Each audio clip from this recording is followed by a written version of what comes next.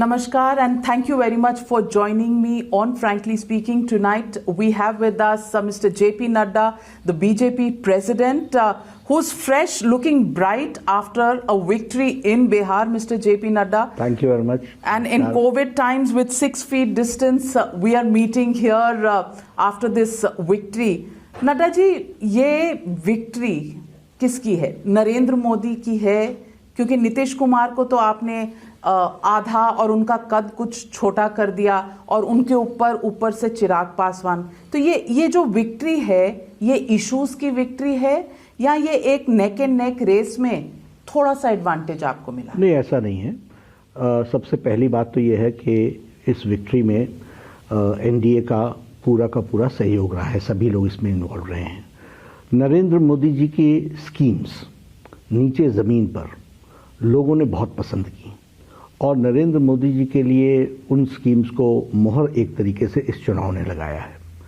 इसमें एक बात और भी हुई है कि उसको ईमानदारी से नीचे ज़मीन पर उतारने के लिए नीतीश कुमार की छवि, पर्सनैलिटी, एडमिनिस्ट्रेटिव स्किल्स, ये सब काम आए हैं। और महिलाओं के लिए, युवाओं के लिए, दलित के लिए, पिछड़ों के लिए, जो हैव नॉट्स हैं, उनके लिए बहुत बड़ा काम मोदी जी के द्वारा सेंट्रल स्कीम्स का हुआ और 1,25,000 करोड़ का पैकेज और उस पैकेज पर 40,000 करोड़ का एक्स्ट्रा पैकेज, उसी के साथ साथ राशन का डिस्ट्रीब्यूशन कोविड टाइम्स में, ये इन सब चीज़ों ने एक बहुत अच्छी फीलिंग मोदी जी के प्रति, एनडीए के प्रति लोगों के बीच में आई और उन लोगों के बीच में आई जो बहुत रिस्पॉन्सिव लोग, जिनका रिस्पॉन्स हमेशा गवर्नेंस के प्रति रहता है, पॉलिटिक्स के प्रति रहता है। वो अपनी एज सिटीजन्स अपनी रिस्पॉन्सिबिलिटी को निभाना बखूबी जानते हैं, गरीब व्यक्ति। तो उन लोगों ने इसको रिस्पॉन्ड किया है और उसके कारण। लेकिन नड्डा जी, मैं आपसे कहूंगी, आज आप दिल पर हाथ रख के कहिए कि क्या बीजेपी नर्वस नहीं थी? क्योंकि एक टाइम ऐसा था जब काफी घंटे 121, 122, 120, 118 पर एनडीए के नंबर्स जा रहे थे। ये उस तरह की विक्ट्री नहीं थी जिसको आप कहते हैं कि clean victory with a big margin थी। Tejashwi Yadav, despite Rahul Gandhi and the Congress party pulling him down, Tejashwi Yadav ने जिस तरह की परफॉर्मेंस पोस्ट की है, आपने एक नेता बना दिया है बिहार में। इस चक्कर में आपने तेजस्वी को नेता बना दिया क्योंकि आप नीतीश का कद छोटा करना चाहते थे, ये आरोप है आपका। नहीं, ये आरोप बेबुनियाद है और ये आरोप नीतीश कुमार जी और जेडीयू बाय नहीं करता है और हम लोग बहुत क्लीन तरीके से ही काम करते हैं और बहुत अच्छे स्पष्ट रूप में ही एनडीए में वर्क करते हैं। आप देखिए, हम लोगों ने कहा कि नीतीश ही हमारा नेता रहेगा। चुनाव के दौरान भी बहुत बार प्रश्न पूछे गए, अगर 50 से कम आए, अगर 50 आए, मैंने कहा वो 40 भी आए तब भी वही हमारा नेता रहेगा। क्यों? नीतीश आपकी मजबूरी है? नहीं, मजबूरी नहीं है, जो हम लोगों ने तय किया, जो हमारा एनडीए का गठबंधन है। इसलिए मैं कह रहा हूं कि उनके कद को छोटा करना हमारा कभी उद्देश्य नहीं रहा। अगर ये उद्देश्य होता है, इस तरह की बात हम कभी सोचते नहीं है, ये हमारे जहन में भी नहीं आती है। जिसके साथ चलते हैं, थिक एंड थिन चलते हैं और खड़े रहते हैं। और प्रधानमंत्री चिराग पासवान को आप नहीं समझा सकते। और प्रधानमंत्री जी ने जिस दिन चुनाव जीते, अपने तरफ से उन्मुक्त कंठ से उन्होंने स्पष्ट रूप से कहा कि नीतीश बाबू हमारे नेता होंगे। वो हमने किया। जहां तक चिराग पासवान का सवाल है, हम लोग बहुत क्लियर हैं उसके बारे में कि हमारे एनडीए के अलायंस का वो पार्टनर चुनाव में नहीं था और हम उसके साथ नहीं थे और हम लोगों ने कहीं भी उसको सपोर्ट भी नहीं किया, नहीं कहीं कोई डायलॉग किया, नहीं कोई बातचीत की। हम we were very clear about it और हम चाहते थे कि वो हमारे साथ चले। हमने कोशिश भी की, अंत तक हमने कोशिश की, लेकिन कई लोगों के एम्बिशंस होते हैं, सबको अधिकार है अपने अपने तरीके से अपनी पार्टी चलाने का। उस दृष्टि से वो उनके साथ गए। उन्होंने खुद के लिए तो कुछ खास हासिल नहीं किया, लेकिन कहीं ना कहीं बीजेपी और जेडीयू को डैमेज किया निश्चित रूप से। और लेकिन हम तो नीतीश बाबू के साथ खड़े रहे, हम तो जेडीयू के साथ खड़े रहे, हम तो एनडीए के साथ खड़े रहे और एनडीए को लीड किया। तो ये जो एम्बिशन है आप कह रहे हैं, और जायज़ है एम्बिशन सबकी, तो ये एम्बिशन जिसने आपको हर्जाना इतना पहुंचाया बिहार में, वो दिल्ली में क्या प्यार मोहब्बत से चलती रहेगी? ये एनडीए के लोग मिलकर के तय करते हैं, इन सारी चीजों का विश्लेषण होगा, जरूर होगा। Are you saying that you are going to rethink about You see, it Chirag is not Paswan? individually we. NDA thinks in terms of all political parties together. We will take a call accordingly. क्या as a party president आपके ऊपर pressure था कि शिरोमणि अकाली दल आपको छोड़ के अभी हाल ही में गया है over the agriculture laws and the bills that you brought in? Is it because of that Nitish Kumar के साथ रहना आपकी मजबूरी बन नहीं गया नहीं, था? ये नीतीश के नेतृत्व में चुनाव लड़ा जाएगा, ये 6 महीने पहले अमित शाह ने बता दिया था, when he was the president at that point of time. और उस समय कोई अकाली दल के साथ हमारा एनडीए छोड़ के वो नहीं गए थे। और मुझे जहाँ तक याद पड़ता है कि हाँ नहीं, नीतीश कुमार अकालीज नहीं गए थे। तो इसलिए हमारा शुरू से स्टैंड था कि हम गठबंधन में ही लड़ेंगे चुनाव और नीतीश कुमार हमारे नेता रहेंगे। इस बात को हम लोगों ने लेटर ऑफ स्पिरिट में इंप्लीमेंट भी करके दिया है। मैं आपसे और पूछना चाहती हूँ कि आपने नीतीश कुमार को चीफ मिनिस्टर तो रिटेन किया, लेकिन उनकी चॉइस का डेप्यूटी चीफ मिनिस्टर ये हमारी नहीं। पार्टी का अपना मामला है। हमने पार्टी को अपने ढंग से ग्रो कराना है। हमने पार्टी की रिस्पॉन्सिबिलिटीज किस किस को कैसे कैसे देनी है। आखिर हम जब हम पार्टनर के रूप में काम करते हैं तो हम पॉलिटिकली ये भी चाहेंगे कि भारतीय जनता पार्टी का काम और आगे कैसे बढ़ सकता है, किस किस की क्या क्या रिस्पॉन्सिबिलिटीज हो सकती हैं, उसको देखना हमारा काम है। वो हमने देखा है। सुशील मोदी पर आपका भरोसा नहीं? नहीं, सुशील मोदी ने अच्छा काम किया है, काफी समय काम किया है, लेकिन change is the law of nature.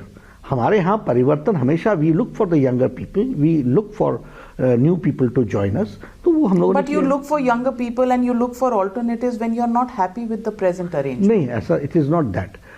Everybody is useful. Everybody is to be utilized to the optimum. उनका यूटिलाइजेशन होना चाहिए, वो हम करते हैं। लेकिन चेंज ऑफ गार्ड्स ये तो टाइम के साथ साथ होता ही है। तो वो पार्टी ने इंटरनल डेमोक्रेसी को ध्यान में रखकर सुशील मोदी जी ने ट्वीट किया और उसमें कहा कि पार्टी का कार्यकर्ता का पोजीशन मुझसे कोई छीन नहीं सकता। बिटरनेस नजर आई उनके उस ट्वीट में। मैंने उनसे चर्चा की थी और मैंने कहा कि आपने इस बात की बात कही है, लेकिन उनका कहना था कि ऐसा कोई हमारा इसमें कोई इस तरह की बातचीत नहीं है और हम लोग हमेशा डायलॉग करते रहते हैं आपस में। I also want to ask you Nadda ji कि अभी कुछ ही घंटे हुए थे चार्ज लिए हुए और एक विकेट ऑलरेडी गिर चुकी है एनडीए की सरकार के एक मंत्री की। आपके वहां के जो मंत्री हैं मेवालाल चौधरी जी, उन्होंने रेजिग्नेशन दिया है क्योंकि उनके खिलाफ एक एफआईआर है। पहले चार्ज लेते हैं, 2 घंटे में रिजाइन कर देते हैं, गुलदस्ते अभी घर पे पहुंच रहे हैं, लेकिन रेजिग्नेशन आ जाता है। Have you started on a very bad note in Bihar? नहीं, in politics many things happen which you come to know only at one particular time. FIR थी, आपको पहले पता नहीं था? सुन लीजिए मेरी बात।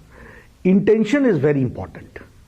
इंटेंशन क्या है कि जब ये बात सामने आई कि इस तरीके का है, नीतीश जी ने घर पे बुला करके उनसे इस्तीफा ले लिया। यही इंटेंशन मैं आपको बताता हूं कि कैसे डिफरेंस बताता है। एक तरफ तेजस्वी यादव जब नीतीश कुमार के साथ थे तो उनके ऊपर आरोप लगा था। उस आरोप पर नीतीश कुमार ने कहा था कि या तो आप रिजाइन करो या फिर आप विधानसभा में सफाई दो।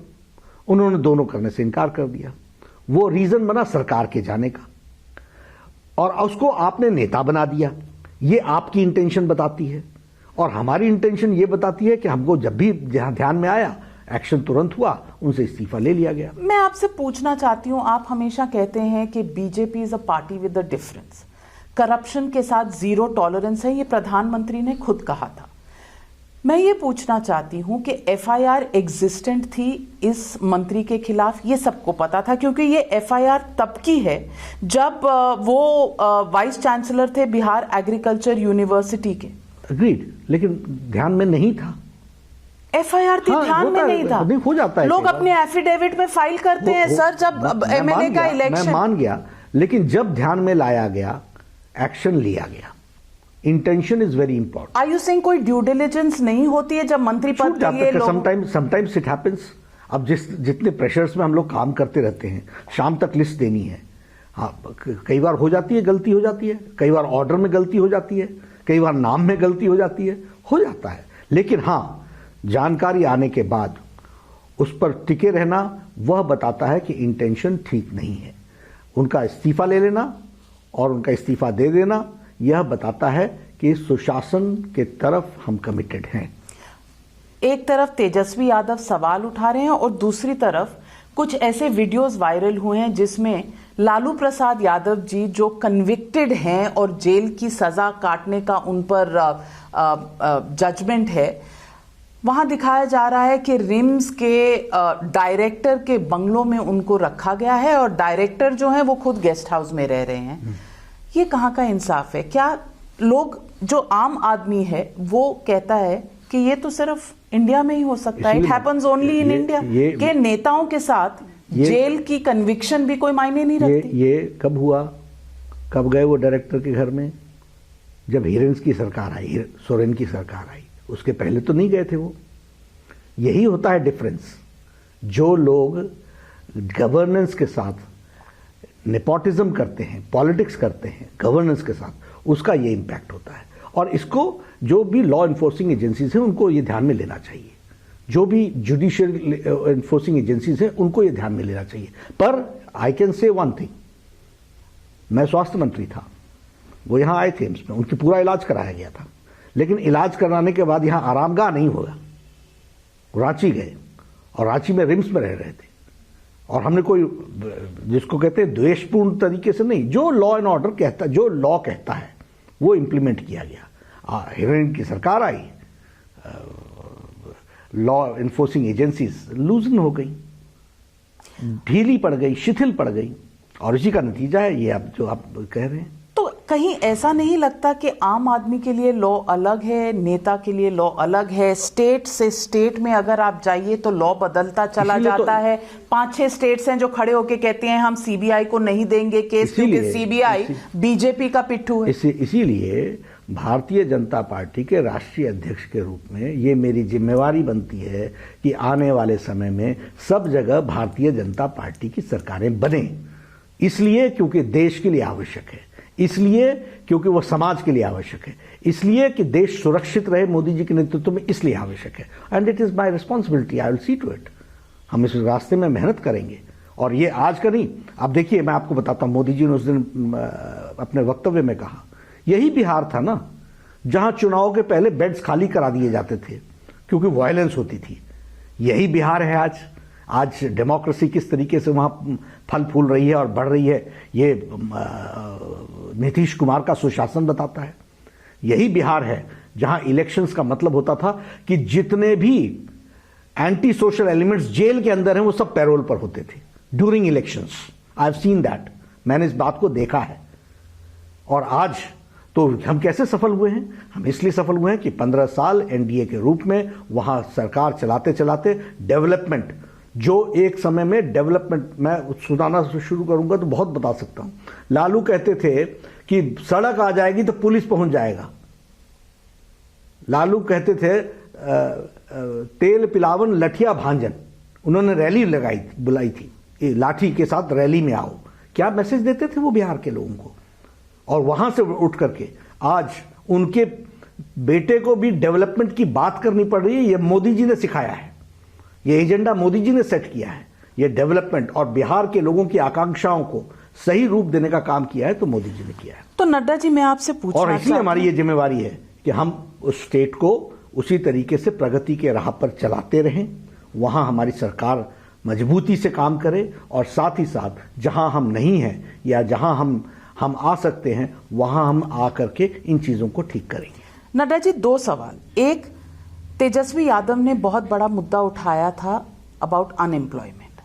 मैं ये पूछना चाहती हूँ कि जब एक बार इलेक्शन जीत जाते हैं तो हमेशा ये होता है कि ये तो प्रॉब्लम, इस पे तो लोग वोट कर चुके हैं, अब ये प्रॉब्लम है ही नहीं। डिमोनेटाइजेशन के वक्त भी ये मुद्दा हुआ था कि उसके बाद तो हम कई इलेक्शन जीत चुके हैं तो ये लोगों के लिए मुद्दा नहीं है।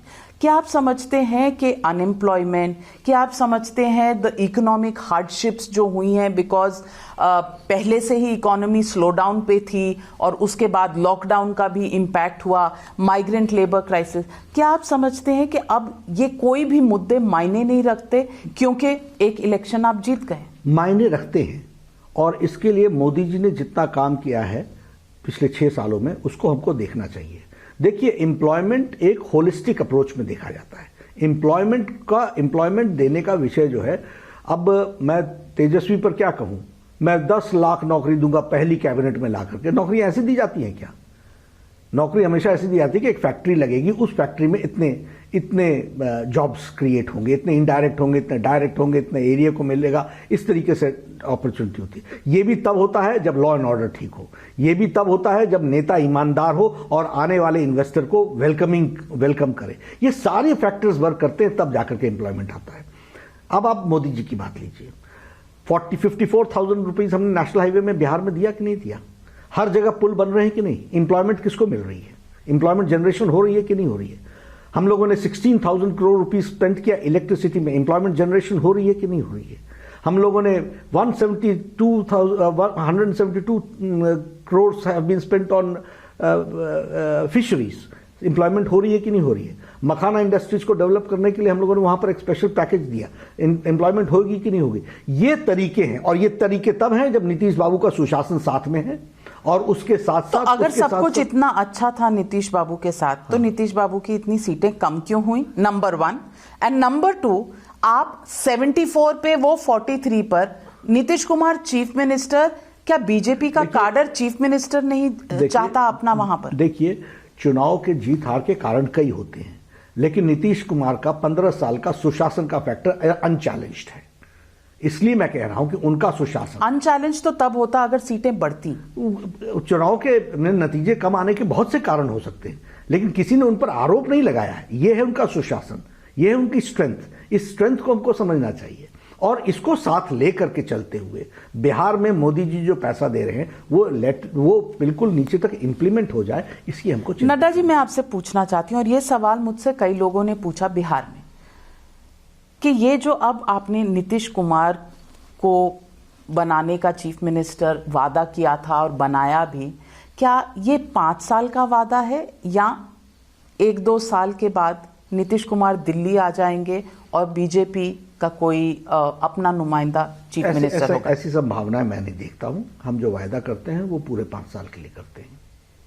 You are not thinking that there is going to be a BJP chief minister? फिलहाल इस तरह की हम बात नहीं सोच रहे हैं। हम नीतीश जी को पूरे 5 साल नेता के रूप में चलाने का तय करते हैं। राहुल गांधी के बारे में आप क्या कहेंगे? राहुल गांधी की वजह से शायद आज एनडीए सरकार में है, क्योंकि राहुल गांधी अगर 70 में से 19 सीट लाए हैं तो उन्होंने तेजस्वी यादव की अपेक्षाओं पे पानी फेर दिया है। आप राहुल गांधी और कांग्रेस के बारे में, प्रधानमंत्री जी ने भी कहा था कि उत्तर प्रदेश और बाईपोल के जो रिजल्ट्स आए हैं, गुजरात, कर्नाटका, तेलंगाना, हर जगह में कांग्रेस पार्टी जो है वो एक फ्रिंज की पार्टी बन के रह गई है। इस पे बीजेपी का क्या एनालिसिस है कि आप हमेशा चाहेंगे राहुल गांधी ही आपका चैलेंजर रहे ताकि आपकी आसान रहे फाइट? देखिए, हमारे चाहने से कांग्रेस पार्टी डिसाइड करने वाली ऐसा तो है नहीं।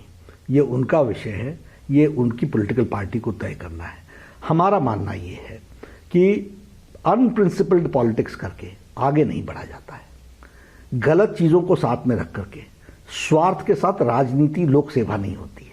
You have to have a larger heart, you have to have an objective, you should have the courage to pursue that objective, और उसके साथ करने के लिए आपको हर तरीके की कीमत देने के लिए तैयार रहनी पड़ती है, जो कांग्रेस पार्टी आज नहीं कर पा रही है। लेकिन राहुल गांधी ने मुद्दे कई उठाए हैं और वो मुद्दे सही भी हैं। चाइना पर उन्होंने सफाई मांगी है सरकार से, कोई सफाई खास आई नहीं है। इकोनॉमी पे उन्होंने क्वेश्चंस उठाए हैं, कोविड हैंडलिंग पर उन्होंने सवाल उठाए हैं। तो मुद्दे तो कहीं गलत नहीं है। सारे मुद्दे गलत है, किसी मुद्दों पर उनकी स्टडी ही नहीं है, किसी मुद्दे पर उनकी स्टडी नहीं है। मुद्दे हमने भी बहुत उठाए हैं कि राजीव गांधी फाउंडेशन से China, communist party of China से पैसे लिए कि नहीं लिए हैं। इसका तो जवाब आज तक नहीं आया। तो सरकार आपकी है, एजेंसीज आपकी है। हमने तो भारत की जनता को दिखा दिया प्रूफ के साथ कि ये है उत्तर।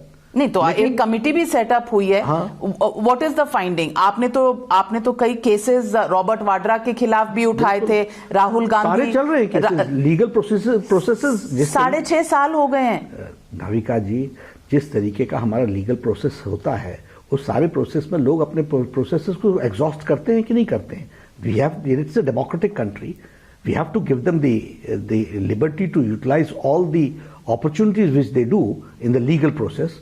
लेकिन हम कहाँ कॉम्प्रोमाइज कर रहे हैं? हमने तो सारे केसेस भी लगाए, केसेस लगाने के बाद उनको प्रोस्यू भी कर रहे हैं, उन प्रोसीजरली जिस तरीके से वो आगे बढ़ने चाहिए वैसे बढ़ाने का ही प्रयास कर रहे हैं। लेकिन आपने जो ये प्रश्न पूछा कि उनके मुद्दे, अब कोविड मैनेजमेंट, लॉकडाउन क्यों लगाया, लॉकडाउन क्यों उठाया, लॉकडाउन में किया क्या? जब जानकारी नहीं है आपकी, जब आपको मालूम ही कुछ नहीं है, आपकी स्टडी ही कुछ नहीं है, और एक बार नहीं अनेकों बार जवाब दे दिया। आपने चाइना का विषय कहा, प्रधानमंत्री से लेकर के डिफेंस मंत्रालय से लेकर के एक्सटर्नल अफेयर्स मिनिस्ट्री ने सबने जवाब दे दिया है। लेकिन you can bring horse near the water, you can't force him to drink. I can improve somebody's eyesight but I can't give him vision. Vision तो उनको रखना पड़ेगा, है नहीं तो मैं क्या करूं? ये आपने सही कहा, पर मैं विजन की बात आई तो मैं जम्मू एंड कश्मीर का मुद्दा उठाती हूँ। गुपकार गैंग बुलाया है अमित शाह जी ने, जो पार्टियां इकट्ठे होकर जिन्होंने डिक्लेरेशन एक साइन की है, और आपने चैलेंज भी किया है कि Congress should come clean on this. Congress ने इस पर ऐतराज जताया है और कहा है कि बीजेपी फर्जी राष्ट्रवाद कर रही है। उन्होंने 2 मुद्दे उठाए हैं। उन्होंने कहा है कि सीट एडजस्टमेंट अलग चीज है और bringing back article 370 into Jammu and Kashmir अलग चीज है, और बीजेपी सिर्फ फर्जी राष्ट्रवाद करके इन मुद्दों को तूल दे रही है। आप उनको क्या जवाब दें? राहुल गांधी ने धारा 370 पर स्टेटमेंट दी थी कि नहीं दी थी? और उस स्टेटमेंट को इमरान खान ने यूएन सिक्योरिटी काउंसिल में उठाया कि नहीं उठाया? यूएन के असेंबली में उठाया कि नहीं उठाया? वकील कौन? दलील किसकी? राहुल गांधी की। उठाने वाला कौन? पाकिस्तान का प्राइम मिनिस्टर। तो इससे ज्यादा प्रूफ क्या हो सकता है कि मोदी जी का विरोध करते करते आप देश का विरोध करने लगे हो, और कहीं भी रिपेंटेंस नहीं है, कहीं भी रिपेंटेंस नहीं है। लेकिन कारगिल में बीजेपी का जो नुमाइंदा है वो नेशनल कॉन्फ्रेंस के साथ सीट एडजस्टमेंट कर रहा है। बिल्कुल नहीं है। मैंने आज सुबह चेक किया, ही is not from national council, they have left national council long time back. नहीं तो अगर कांग्रेस उनके साथ, पीडीपी के साथ अलायंस करे, अलायंस नहीं किया है, वो हमारे साथ आए हैं और वो नेशनल कॉन्फ्रेंस में नहीं है। वो आपके साथ आए और वो नेशनल कॉन्फ्रेंस में नहीं है। तो आपने आज जवाब नहीं दिया कांग्रेस का, कांग्रेस ने सवाल उठाए। मैं इसको चेक कर लूंगा, लेकिन हमने कहा था, सवेरे बताया था कि हमने चेक किया जब यह विषय आया, और हमने चेक करके फाइंड किया कि he is not from National Conference. Mehbooba Mufti कहती हैं कि जम्मू और कश्मीर में तिरंगा तब तक नहीं लहराएगा जब तक जम्मू और कश्मीर का झंडा वापस नहीं आएगा। फारूक अब्दुल्ला कहते हैं चीन की मदद से वो 370 वापस लाएंगे, और कांग्रेस जो है वो भी गुपकार डिक्लेरेशन के साथ है। मैं आपसे पूछना चाहती हूं नड्डा साहब कि 370 आर्टिकल पे कोई रीथिंक इस वक्त हो सकता है, क्योंकि ये पार्लियामेंट से पास हुआ है और ये गुपकार अलायंस जो आई है इसको अपोज कर रही है। बीजेपी सिर्फ एक इसको चुनावी मुद्दा बनाकर भूलने वाली है, या इस पर कोई आपका विशेष प्लान है? देखिए, आर्टिकल 370 के ही कारण भारतीय जनसंघ एग्जिस्टेंस में आई थी, उसको एब्रोगेट करने के लिए। इसका पहला, एक देश में 2 निशान, 2 विधान, 2 संविधान, 2 प्रधान नहीं चलेंगे, इसके लिए श्यामा प्रसाद मुखर्जी ने अपना बलिदान दिया है। हम लोग 70 साल से इस नारे को लगाते रहे हैं और इसके साथ सारा देश खड़ा रहा है। देश ने हमेशा हमको सपोर्ट किया है, और आज धारा 370 एब्रोगेट हो गई, आर्टिकल 35A चला गया। इसका सवाल ही नहीं होता कि इसमें कोई रीथिंक किया जाए। और डेमोक्रेटिक प्रोसेस में हुआ है। सारा देश आर्टिकल 370 के बारे में स्पष्ट है कि वह एब्रोगेट होना चाहिए था, वो हुआ है।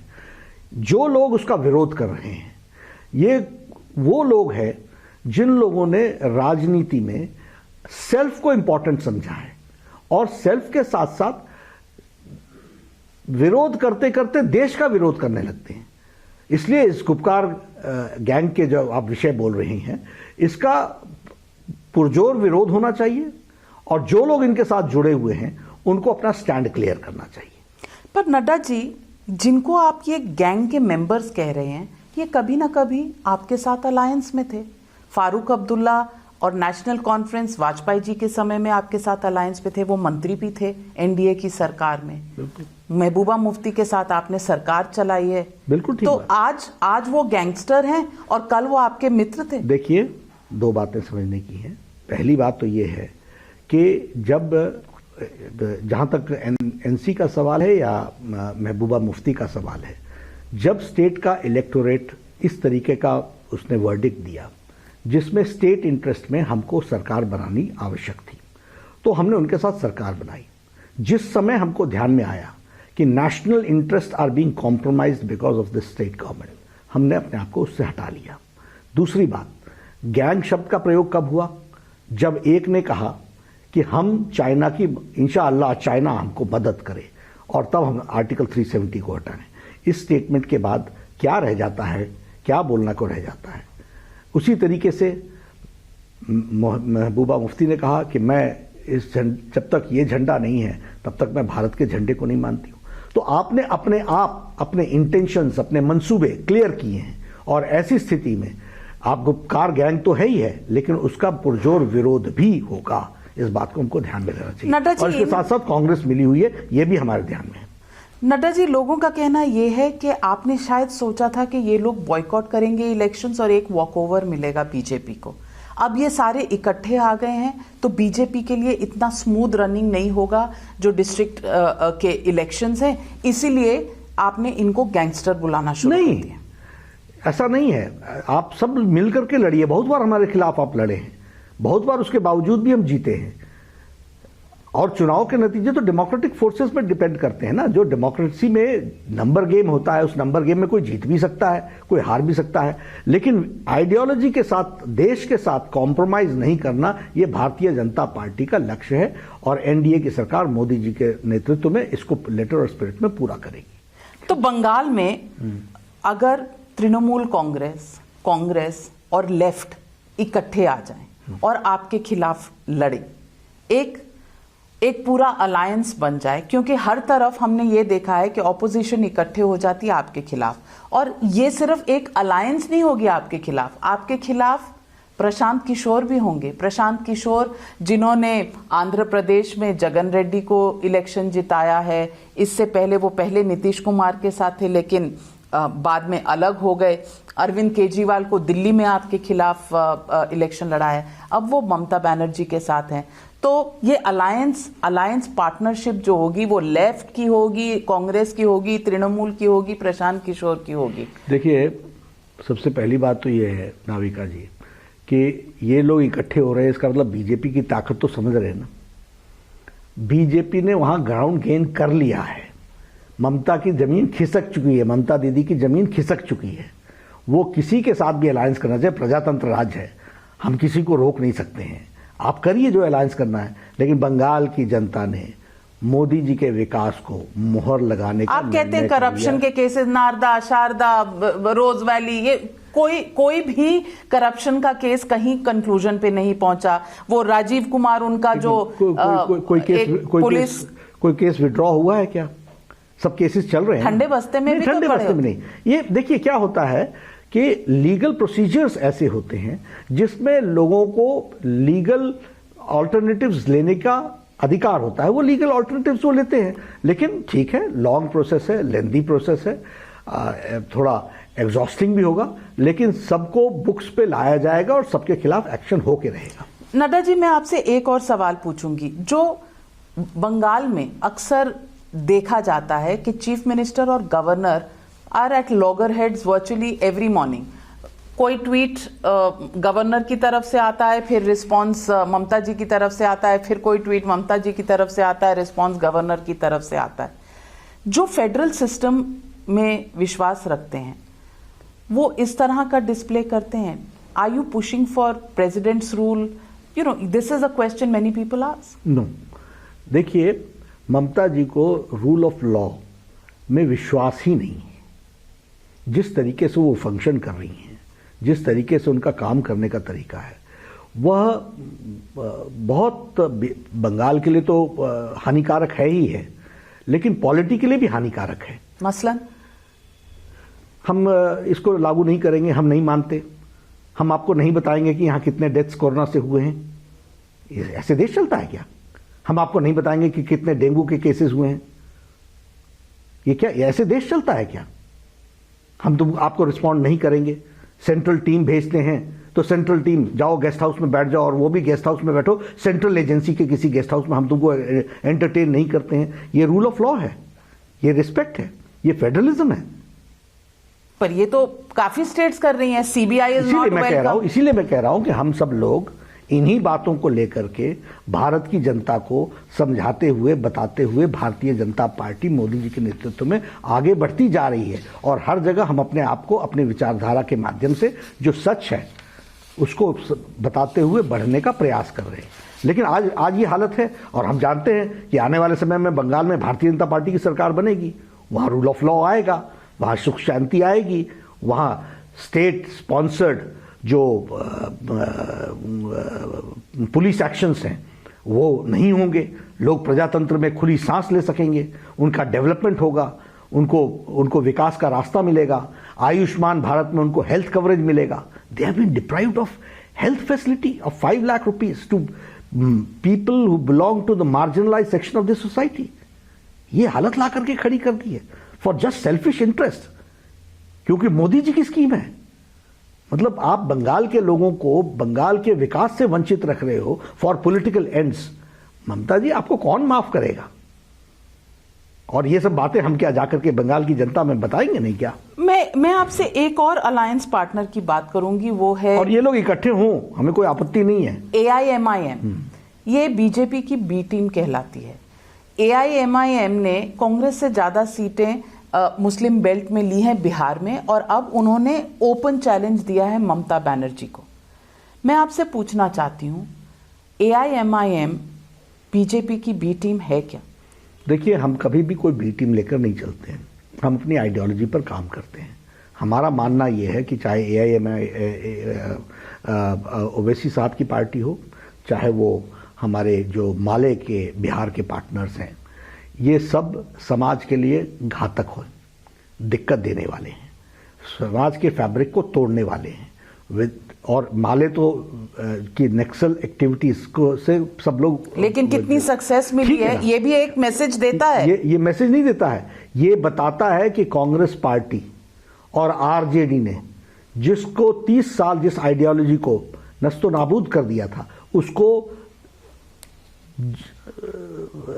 जियाने का काम, मतलब जीवन दान देने का काम इन दोनों पार्टियों ने किया है, और बीजेपी रोक नहीं पाई। देखिए, नंबर गेम है।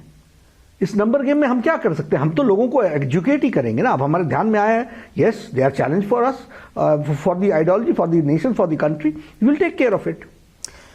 नड्डा जी, मैं तमिलनाडु की भी बात करना चाहती हूँ, क्योंकि तेलंगाना में एक आपको उम्मीद की किरण नजर आई है, एक बाईपोल में आपके पास सीट आई है, और साउथ में कर्नाटका के अलावा कहीं पर भी बीजेपी का परचम नहीं लहरा रहा। तमिलनाडु में बीजेपी कितना सीरियस है? आपने खुशबू जी को कांग्रेस से यहाँ लिया है, उनकी पूरी पोजीशन अब चेंज हो गई है, जिनके वो खिलाफत करती थी आज उनसे माफी मंगवा रही हैं। Is the BJP wanting to ally with either Kamal Hassan or Rajnikant? Are you looking for a foothold in Tamil Nadu with any of the existing players? देखिए, that will depend, इलेक्शंस आने तक क्या situation रहती है, लेकिन Bharatiya Janata party आगे बढ़े और भारतीय जनता पार्टी अपने नेताओं को के सहारे पार्टी के आइडियोलॉजी को आगे बढ़ाए, इसके लिए हम कमिटेड है। और इसको कमिटमेंट के दृष्टि से आपने देखा होगा हम नए फेसेस लेकर के आए। अभी हमारी महिला मोर्चा की अध्यक्षा, राष्ट्रीय अध्यक्षा तमिलनाडु से बनी है। हम नए प्रेसिडेंट को लेकर के आए, दलित वर्ग को बिलोंग करते हैं, और वो हमारे एजेंडा हिंदुत्व का? हाँ, नहीं, एजेंडा डेवलपमेंट, एजेंडा बहुत स्पष्ट है। AIADMK जयललिता तो नहीं है। ये देखिए, ये हमारे पार्लियामेंट्री बोर्ड में सब लोगों से चर्चा होने के बाद ही तय होता है, तो वो उस समय देखा जाएगा। लेकिन हमारी अपनी ताकत बढ़े, ये पहला प्राइमरी काम है। उसी तरीके से आप केरला में देख लीजिए, हमारा वोट रजनीकांत पे आपने जवाब नहीं दिया। देखा जाएगा, बातचीत अभी कोई नहीं, लेकिन देखेंगे कैसे क्या सिचुएशन बनती है वहां के। बैक चैनल्स तो काम कर ही रहे होंगे। पॉलिटिक्स में वो हमेशा ही करते रहते हैं, हर एक से बात करता रहता है, लेकिन ऐसे कोई बैक चैनल्स इस तरीके से कोई सीरियसली बातचीत हो रही हो, ऐसा कुछ नहीं है। हम लोग अभी अपनी आइडियोलॉजी को ग्रो करने के लिए प्रायोरिटी वाइज लेकर के चले हैं। केरला में हम लोगों ने 6% से 13% अपना वोट शेयर पहुंचा दिया। लास्ट माइल एफर्ट है। अब हमें मालूम है, हम जो चुनाव वहां पर हारे, हमारी 6 सीटें ऐसी थी जहां हम जीत जाते, लेकिन लास्ट मोमेंट में दोनों ने अलायंस कर लिया और उसके कारण हमारी सिर्फ एक सीट आई। हमारा परसेंटेज बढ़कर के 13% गया है। हम उसको और आगे बढ़ाने का प्रयास कर रहे हैं। उसी तरीके से आंध्र में भी हम पूरी कोशिश में लगे हैं। तेलंगाना में हमें सफलता मिली है। अभी ग्रेटर हैदराबाद के कॉरपोरेशन के चुनाव हैं, उसकी भी हम तैयारी कर रहे हैं। तो हर एक जगह हमारे लोग नई उमंग के साथ, नए जोश के साथ और पूरी ताकत के साथ लगे। ऑपोजिशन पार्टीज का ये भी कहना है कि एक आपका परमानेंट अलायंस पार्टनर है, वो है देश की इन्वेस्टिगेशन एजेंसीज। चाहे आप केरला में देख लें तो लेफ्ट पार्टीज को इस वक्त परेशानी में डाला हुआ है एनफोर्समेंट डायरेक्टरेट ने, नारकोटिक्स कंट्रोल ब्यूरो ने। चाहे आप देख लें महाराष्ट्र में तो सडनली केसेस उतर के आ जाते हैं बाहर। बिहार के केस में देख लीजिए, वेस्ट बंगाल के केस में देख लीजिए। इस आरोप का आप क्या कहेंगे कि आपकी एक अलायंस पार्टनर जो है वो हमेशा रहती है जहां इलेक्शन आने वाला होता है? देखिए, कोई केस झूठा है क्या? गोल्ड का स्मगलिंग का केस केरला में हमने किया है क्या? जो लोग उसमें आए हैं वो सीएम स्टाफ के साथ नजदीकी पाए गए, ये हमने किया है क्या? प्रॉपर्टीज की केसेस किसी के डिक्लेयर नहीं होते हैं, ये हमने किया है क्या? लेकिन कोई केस किसी नतीजे पे भी तो नहीं पहुंचा। अगुस्ता वेस्टलैंड मेरे ख्याल से 2010 या 11 से मैं खुद उसको इन्वेस्टिगेट कर रही हूँ। सारे केसेस समय पर सही ढंग से इन्वेस्टिगेट होकर के जो लोग इसमें इन्वॉल्व होंगे उनके खिलाफ एक्शन होगा, ये मैं आपको श्योर करता हूं। नहीं, ये तो आप हमें 2013 से बता रहे हैं, अब हो गया 2020। मैं आपको तीसरी बार इसी इंटरव्यू में बता रहा हूं कि लीगल प्रोसीजर्स को फॉलो करना पड़ता है। हम ये नहीं कह सकते कि ये कोई कल को कोई ये कहे कि पॉलिटिकल वेंडेटा के तहत किया जा रहा है। लीगली एवरीथिंग पूरे पारदर्शिता के साथ इन सब चीज़ों को ध्यान में रख करके, ताकि जब लॉ कानून में देर हो सकती है, अंधेर नहीं है, और कानून के हाथ बड़े लंबे होते हैं, तो वो सारी चीज़ों को पकड़ करके लाएंगे। और तब तक सरकारें बदल जाती हैं, केस इधर उधर हो जाते हैं। ऐसा नहीं होने वाला है। लोगों को मोदी जी पर के साथ चलने की इच्छा है और हम लोग पूरी बुलंदी के साथ इन चीज़ों को परस्यू करेंगे। नड्डा जी, मैं आपसे पूछना चाहती हूं कि हर व्यक्ति जो एक नया कार्यभार संभालता है, जैसे आपने अब बीजेपी के राष्ट्र अध्यक्ष का कार्यभार संभाला है, वो अपना कोई ना कोई स्टैंप छोड़ना चाहता है पार्टी चलाने का। आपसे पहले अमित शाह जी थे और उनको लोग कहते थे चाणक्य ऑफ इलेक्शंस, किस तरह से वो कॉम्बिनेशंस करते हैं और इलेक्शंस। तो नड्डा जी का अपना फॉर्मूला क्या है? वो किस तरह का छाप छोड़ना चाहते हैं बीजेपी पर? देखिए, मैं इसको थोड़ा सा एक्सप्लेन करना चाहूँगा। ये आपने ऑर्गेनाइजेशनल क्वेश्चन किया है। सबसे पहले तो मैं ये मानता हूँ कि ऑर्गेनाइजेशन इन कंटिन्यूटी चलता है। तो इन कंटिन्यूटी अगर आप देखें तो जो अमित शाह जी ने काम किया है उसमें मैं एडिशन करूँगा अलॉन्ग विथ अमित शाह। ये नहीं है कि मैं प्रेसिडेंट हो गया हूँ तो इसलिए अब अमित शाह जी का हमने कंट्रीब्यूशन नहीं लेना है। मैं फुल कंट्रीब्यूशन उनका लूँगा। Party without his contribution, prime minister contribution, Rajnath Singh contribution, सबके कंट्रीब्यूशन को हम जोड़ करके चलेंगे। और मैं जब प्रेसिडेंट के रूप में देखता हूं तो मैं एक बात बार बार कहता हूं कि कैप्टन बन जाने से आपकी गेम प्लान में आपकी प्लेसमेंट नहीं बदलती है। अगर आप फुटबॉल में फुल बैक हैं तो आप सेंटर फॉरवर्ड नहीं खेलने लगते हैं, आप फुल बैक ही रहते हैं और आपको कैप्टन रहते हुए सेंटर फॉरवर्ड को पूरा सपोर्ट करना होता है। अगर आप क्रिकेट खेलते हैं और आप कैप्टन बन जाते हैं तो आप ओपनिंग बैट्समैन नहीं बन जाते हैं। अगर आप मिडिल ऑर्डर बैट्समैन हैं तो आप मिडिल ऑर्डर ही रहते हैं और वहां रह करके ओपनिंग बैट्समैन को आप सपोर्ट करते हैं। तो आई बिलीव इन दिस। अब जैसे मैं इसमें आपको बताऊं, अमित शाह जी ने 11 करोड़ मेंबरशिप पहुंचाई, हमने मेंबरशिप पकड़ी, हम 18 करोड़ तक ले गए। अब उसमें हम आगे क्या कर रहे हैं कि उस मेंबरशिप को लाइव कांटेक्ट में लाने का प्रयास कर रहे हैं। अभी तो मोबाइल से हुआ ना मेंबरशिप बनी, अब उस मोबाइल के माध्यम से who is he, what is he, where is he, how much contribution he can contribute to the party, can we develop a live contact, ये मेरा काम होगा। तो अब ये एक टारगेट है, but this is in continuity, this is in continuity. 11 crore plus 6 crore 17 crore 6.5 crore 17.5 crore ये हुआ। इनके साथ हम कॉन्टैक्ट कैसे बना सकते हैं, तो ये डाटा का काम चल रहा है।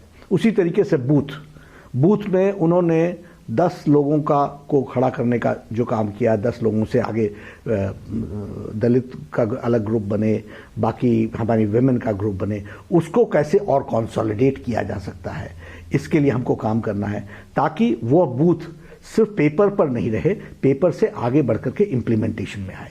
इम्प्लीमेंटेशन में अगर वो 10 दिन एक्टिविटी करते हैं तो हम उसको 20 दिन कैसे कर सकते हैं। हमारी कम्युनिकेशन चैनल कैसा है, आज उन्होंने सारे ऊपर से लेकर के नीचे स्टेट्स तक कम्युनिकेशन चैनल को डेवलप किया है। उस कम्युनिकेशन चैनल को हम कैसे स्ट्रेंथन कर सकते हैं ताकि नेशनल प्रेसिडेंट या प्राइम मिनिस्टर कुछ बोलते हैं तो वो कितने कम समय में बूथ के कार्यकर्ता तक पहुंच सकता है, वो इंस्ट्रक्शंस उसको हम कैसे मजबूत कर सकते हैं और हम वोट को ट्रांसलेट करने की कैपेसिटी कैसे बढ़ा सकते हैं। तो इन सब पर हम काम कर रहे हैं और ये सब काम में it includes the input of Amit Shah ji, it includes the input of Honorable Prime Minister, it includes the input of Rajnath Singh ji, of all parliamentary board members. तो सबको का कंट्रीब्यूशन लेकर के भारतीय जनता पार्टी की ताकत बहुत बढ़ जाती है। तो हम इसी दिशा में काम कर रहे हैं। तो सिर्फ डेवलपमेंट का मुद्दा रहेगा या मथुरा में केस भी चल रहा है और जब राम मंदिर का नारा आप लाए थे तो कहा था काशी मथुरा बाकी है, तो काशी मथुरा पर भी कोई पोजीशन लेंगे? क्योंकि कांग्रेस पार्टी के एक एक्टिविस्ट ने इसको अपोज किया है कोर्ट में। देखिए, हमारा मुद्दा विकास ही रहेगा, हम विकास के काम को लेकर के चल रहे हैं। ठीक है, समाज में लोग होते हैं जो इन मुद्दों को लेकर के एक्टिवेटेड होते हैं, ये उनका विषय है, लेकिन हमारा विषय गवर्नेंस में आने के बाद सबका साथ, सबका विकास और सबका विश्वास, ये हमने लेना है, इसको अर्जित करना है और इसलिए हम इसी दृष्टि से काम में जुटे हैं और इसी को हम। और जो लोग ईवीएम को दोष देते हैं कि आपके साथ एजेंसीज नहीं, ईवीएम भी आप ही के साथ। Bad craftsman always blames his tools. नाच ना आवे आंगन टेढ़। जो लोग लड़ने वाले होते हैं, नाचना आवे आंगन टेढ़ा, आप ये राहुल गांधी को कह रहे हैं? मैं देखिए, जो बहाने लगाए, राजनीति में आप आए हैं, जीत के सेहरा लेने के लिए तैयार रहते हैं, हार का ठिकरा भी लेने के लिए तैयार रहना चाहिए किसी को भी, मुझ जैसे को भी। अरे ये तो डेमोक्रेसी है, ये तो लोगों की इच्छा है, लोगों का मन है, लोगों के मन को जीतने का प्रयास होना चाहिए। और इस तरीके से दोष, मैं कई चुनाव जीत चुका हूं और कईयों में मुझे असफलता भी लगी है। जब असफलता लगती है मैं साफ बोलता हूं, इंट्रोस्पेक्शन करूंगा, सबको और मजबूती से चलेंगे। हाँ, कांग्रेस में भी बहुत लोग पुकार रहे हैं कि इंट्रोस्पेक्शन होनी चाहिए, पर दूसरी तरफ परिवार को और कांग्रेस तो आजकल विचारों में इतनी अधीर हो गई है कि उनके एक नेता अपने ही पार्टी के लोगों को भेजने में लगे हुए हैं कि आप चले जाओ। तो ये तो कांग्रेस का हाल है, वो जाने, ये उनका इंटरनल पार्टी मैटर है। लेकिन मेरा एक मानना, बहुत नाविका जी मैं मानता हूं कि if you think bad you can't get good things, if you think good automatically things are going to improve. मेरे को जो महसूस होता है, इतने लंबे समय तक मैंने राजनीति को देखा है, अभी तक इन लोगों को रियलाइजेशन ही नहीं है। Realisation is the first step towards growth, towards growing. हमें मालूम ही नहीं कि मेरी कमी क्या है, तो हम आगे बढ़ेंगे कैसे, ये अभी तक रियलाइज ही नहीं कर पाए हैं। वेल, ये अगर रियलाइज नहीं कर पाए तो तब तक नहीं, मैं तो देखिए, मैं पॉजिटिव नोट पर बढ़ना चाहता हूं, मैं किसी की नेगेटिविटी पर नहीं बढ़ना चाहता हूं। मुझे वोट इसलिए दीजिए क्योंकि हमारे पास नरेंद्र मोदी जैसे नेता हैं जिन्होंने समाज को, देश के राजनीतिक संस्कृति के डेफिनेशन को बदल दिया। ये हमारा स्ट्रेंथ है और हमने पॉजिटिव वोट लिया है। अब देखिए ना, world's largest health care scheme Ayushman Bharat है। टेड्रोस हमको बोलता है, mister Nadda, where are you, come forward and tell the world what Modi has done in Ayushman Bharat. इससे बड़ा भारत के लिए क्या सर्टिफिकेट हो सकता है। और मोदी जी के द्वारा किया गया कार्य भारत में कैसी तकलीफ की, कैसे गरीबों की तकलीफ को दूर कर रहा है, इसको हमको समझना चाहिए। उसी तरीके से हमारी ये गैस की योजना, ये गैस की योजना नाविका जी, इट्स नॉट ओनली कि आपने उनके घर में गैस पहुंचा दिया, आपने इसका असर आप देखिएगा आने वाले समय में हेल्थ के इंडिकेटर्स पर आएगा।